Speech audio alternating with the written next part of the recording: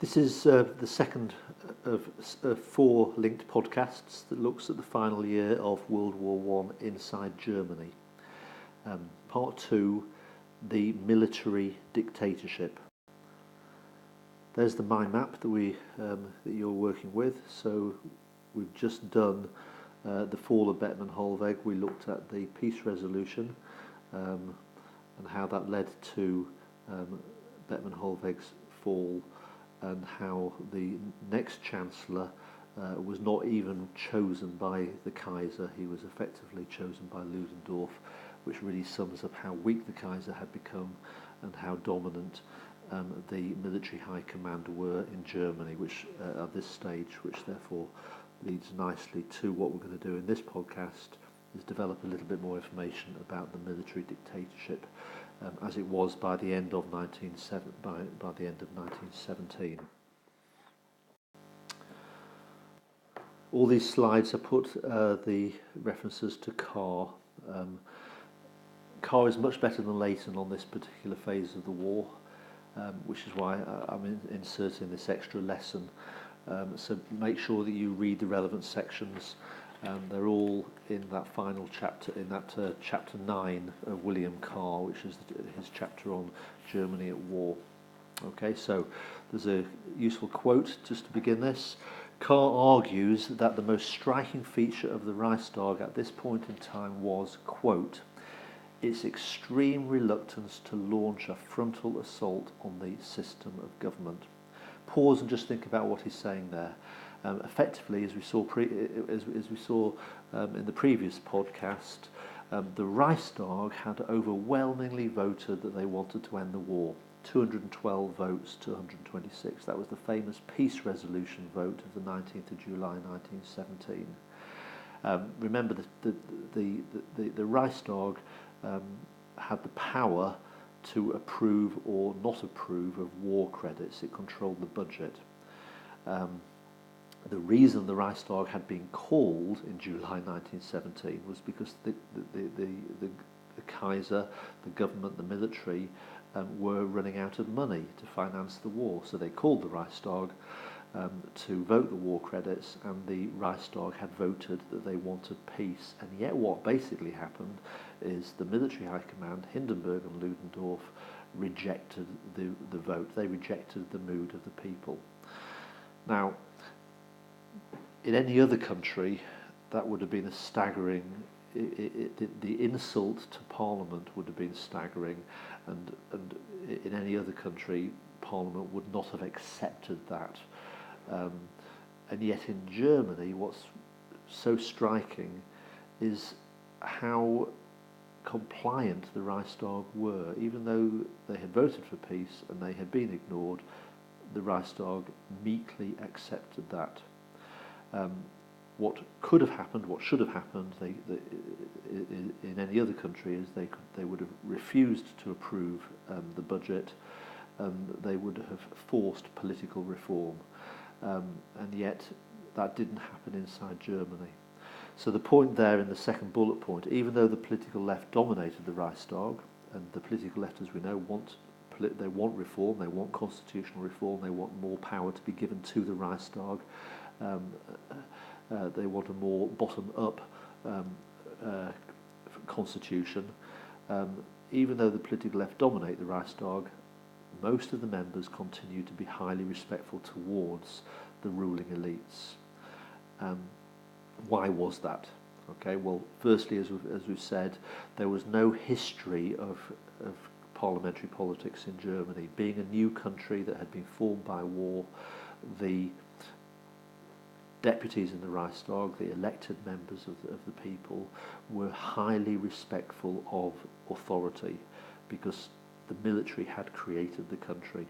So even though they were treated so badly in July 1917, they meekly accepted it. Most members continued to be respectful towards the Kaiser and the elites. Secondly, there was that feeling that at this supreme moment of national crisis, when the country was on the verge of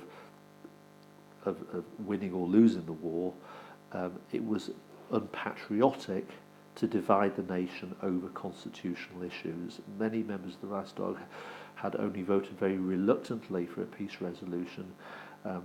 They felt that that was being unloyal, that it was their duty to support the Bettman Hollweg and the military.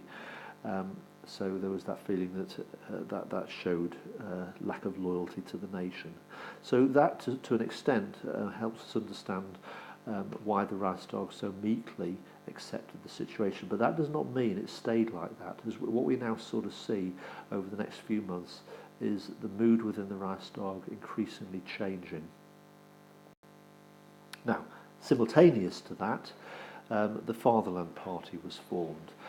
It was a shock to the right wing, to the elite, that vote. They realised that the civilian population was now turning against the war. So the elites, who strongly believed in annexation, a peace based not on compromise but based on seizing territory. So we're talking about the military high command, but we're also talking about the industrial elites, remember, who have profited from the war. So rallied together, Sammlungspolitik, they founded the Fatherland Party. And the whole purpose of the Fatherland Party was to try to turn the civilian mood back towards the war. Okay, so their attitude was the ordinary people lacked resolve. They didn't realise what was good for them.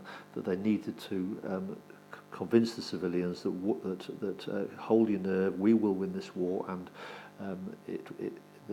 the whole nation will benefit from that. So it was about mobilising the civilian population behind an annexationist war. So the Fatherland Party was formed. It was formed by Tirpitz and Kapp. Tirpitz representing the military, Wolfgang Kapp representing the industrialists.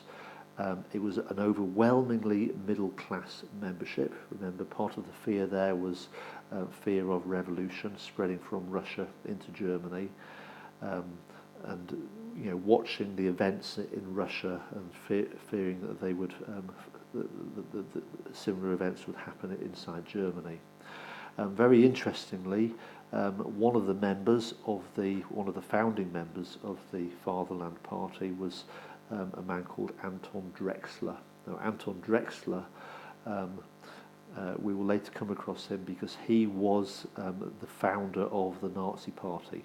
Okay, that the Nazi Party came into existence a year later. So, in a sense, the Nazi Party was an offshoot of the Fatherland Party. Remember, Hitler was not the founder of the Nazi Party. He joined the Nazi Party. The founder of the Nazi Party was a man called Anton Drexler. So,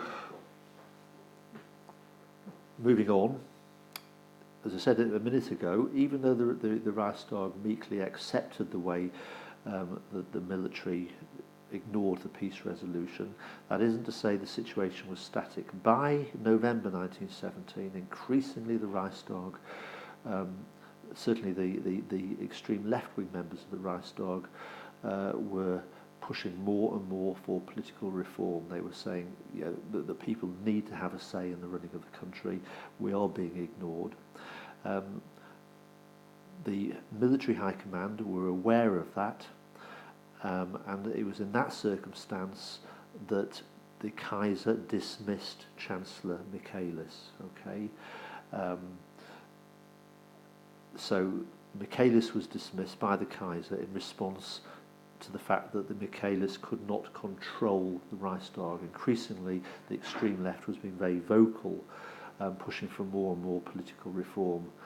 So feeling they needed to find a chancellor who could work with the Reichstag better, okay, to control the mood of the Reichstag better. So the Kaiser appointed a man called Count von Hertling as the new chancellor. And Hertling was in many ways a much more effective chancellor than Michaelis. He was more responsive to Reichstag demands, a little bit like Caprivi going back many, many years. He was capable of working with the left-wing parties. He held out the olive branch to the political left in the Reichstag. and promised electoral reform after the war. He said that, we will reform the voting system, we will give greater influence to the lower classes.